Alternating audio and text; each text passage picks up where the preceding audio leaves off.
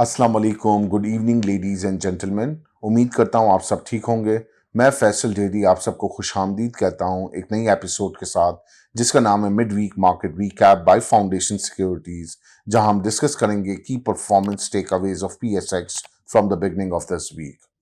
अगर हम इस वीक के स्टैटिस्टिक्स पे निगाह डालें तो परफॉर्मेंस लेवल पे पीर वाले दिन KSE 100 index opens at 40,066 index points के साथ, और आज वेडनेसडे के दिन it manages in settle to close at 40,126 index points के साथ। मजमूई तौर पर ऑलमोस्ट 80 पॉइंट्स का इजाफा देखा है in the benchmark KSE 100 index over the last 3 working days. अगर हम लिक्विडिटी फैक्टर पे निगाह डालें तो बड़े थिन और स्लो वॉल्यूम के साथ नजर आई मार्केट पूरे हफ्ते के अंदर, और स्टार्टिंग वीक ही बड़ा डल रहा। पीर वाले दिन मजमूई तौर पे KSE 100 इंडेक्स में 34 मिलियन शेयर्स का काम देखा गया, फॉलोड बाय ट्यूसडे वाले दिन 36 मिलियन शेयर्स का काम देखा गया इन KSE 100 इंडेक्स, और आज वेडनेसडे वाले दिन थोड़ी बहुत रिलेटिवली बेहतरी नजर आई वॉल्यूम्स के अंदर, और 47 मिलियन शेयर्स का मजमूई तौर पे KSE 100 इंडेक्स में काम देखा गया, up by almost 22% on day basis. Seems really difficult what to say about market. इन हालात के अंदर रोजाना की बेसिस पर अगर हम देखें तो मार्केट के अंदर डे बाय डे बेसिस पे स्लो वॉल्यूम्स होते जा रहे हैं, इन्वेस्टर्स बड़े इनडिसाइसिव हो रहे हैं, कॉशियस हो रहे हैं कोई नई एक्टिविटी और कोई नई ट्रेड करने से पहले, because there are many concerns going on the floor of PSX कि एक तरफ हम इकोनॉमिक साइड को भी देख रहे हैं और दूसरी तरफ uncertainty towards the political climate भी नजर आ रही है। इकोनॉमिक फ्रंट के ऊपर हमने IMF की ऑलमोस्ट सारी टफ कंडीशंस को मीट कर लिया है। लास्ट हमने मॉनेटरी पॉलिसी के अंदर 1% का इजाफा भी देख लिया, और अब हमारी जो तमाम शराइत थी जिसमें मल्टीलैटरल और बायलैटरल कंट्रीज से भी कुछ हमें तहरीरी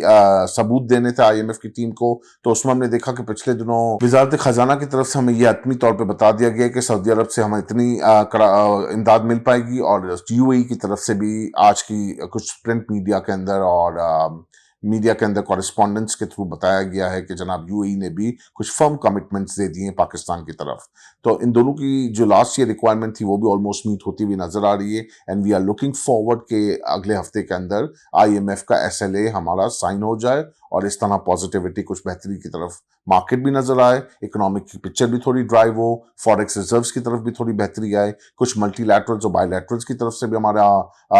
इंप्रूवमेंट का साइकिल नजर आए, और हमारे जो इकोनॉमिक के हालात हैं वो कोई डायरेक्शन की तरफ एक डायरेक्शन समझ में आना शुरू हो, ताकि इन्वेस्टर्स का कॉन्फिडेंस बहाल हो और मार्केट के अंदर वॉल्यूम्स भी रिलेटिवली बेहतर होते जाए। साथ ही साथ अगर हम पॉलिटिकल ग्राउंड पे देखें तो अब बड़ा बहम है, सुप्रीम कोर्ट का जजमेंट ड्यू है, इलेक्शंस की जो अमाउंट जो पैसे देने थे इलेक्शन कमीशन ऑफ पाकिस्तान को वजारत खजाना की तरफ से, वो अभी भी आई थिंक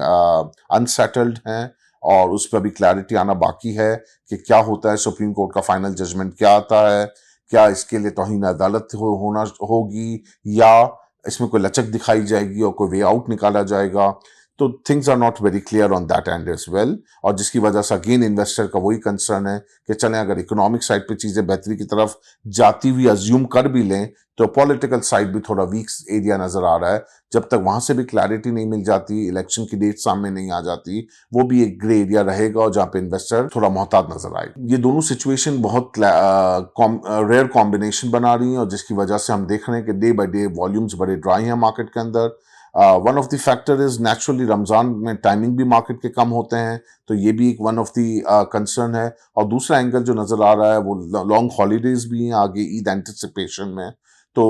ये वो तमाम फैक्टर्स हैं जो साइकोलॉजिकली इन्वेस्टर्स का बिहेवियर शिफ्ट करती हैं टूवर्ड्स फ्रेश बाइंग की तरफ, कि वो अभी इस वक्त रुक जाएं और आगे थोड़ा वेट कर लें और फिर आगे की तरफ लॉन्ग हॉलीडेज के बाद रिज्यूम करें मार्केट की पार्टिसिपेशन को। From the sales perspective, very strong advice is to stay काम।